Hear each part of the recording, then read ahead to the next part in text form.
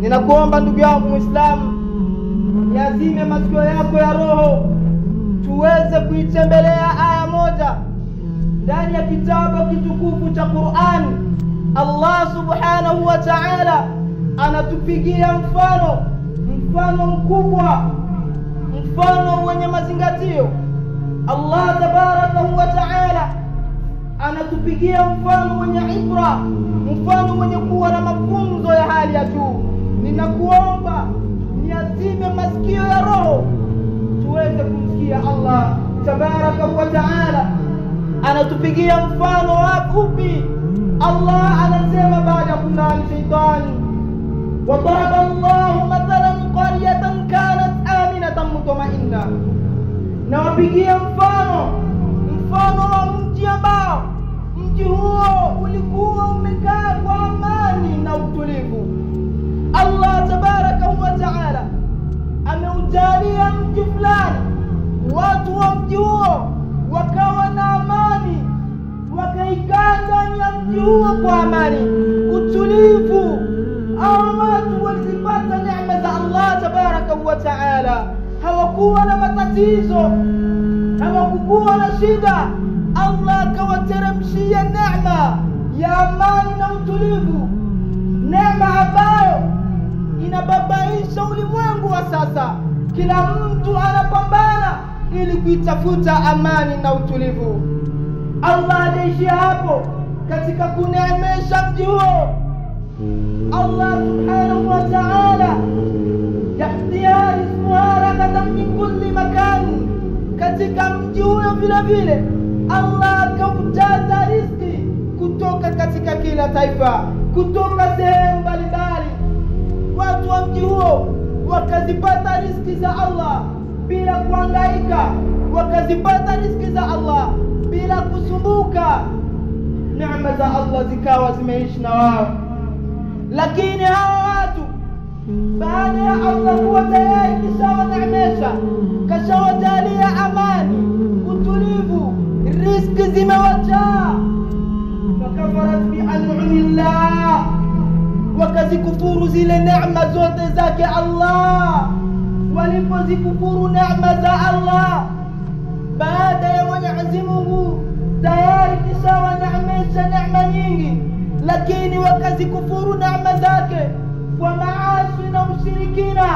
Maasi yakawa mengi katika mji huo, ushirikina ukajaa katika mji huo. Faadhaqa Allahu libasa al-ju'i wal-khawfi. Allah subhanahu wa ta'ala akaziondoa zile neema zote alizowapatia. Allah akaziondoa zile zawadi zote alizowapatia, kisha kauvika mji ule vazi la njaa na hofu. Watu wakaanza kukosa riziki, watu wakaanza kubabaika, watu wakaanza kuteseka usiku kwa mchana, wakitembea katika ardhi, riziki wanazikosa. Aliyakuwa Allah alikuwa amewaneemesha na riziki, walikuwa wanazipata wakiwa wamekaa sehemu moja. Sasa leo baada ya kuwa wamezikufuru zile neema za Allah, Allah akaziondoa, kisha kaufika mji ule vazi la njaa na hofu, bima kanu yasnaun, kutokamana na yale ambayo walikuwa wakiyafanya kwa kuzipinga amri na kuweza kumuasi na kumshirikisha Allah subhanahu wa ta'ala.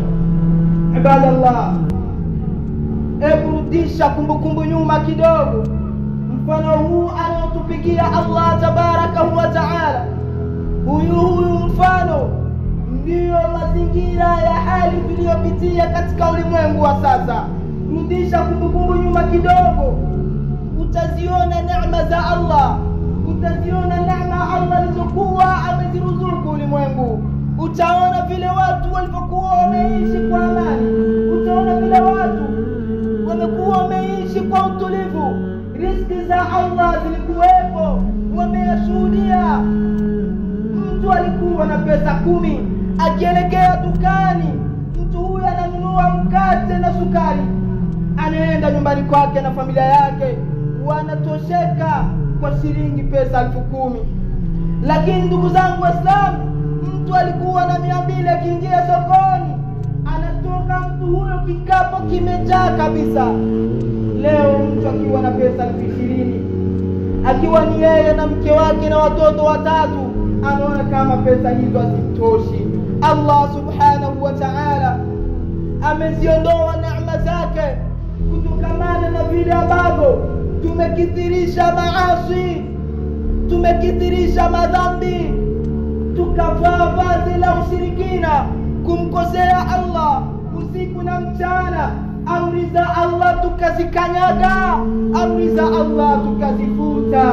Alafu leo kila mmoja anapiga kelele, ulimwengu unalia. Kwa nini hali ni nzito? Hakuna anayetosheka na hali ya leo. Tajiri kwa maskini wote wanalalamika, hakuna anayeridhika. Kila mmoja anapomzungumzisha anakuambia hali ni nzito, hakuna uafadhali. Leo tunalia, kesho tunalia, kesho kutwa tutalia na tutaendelea kulia.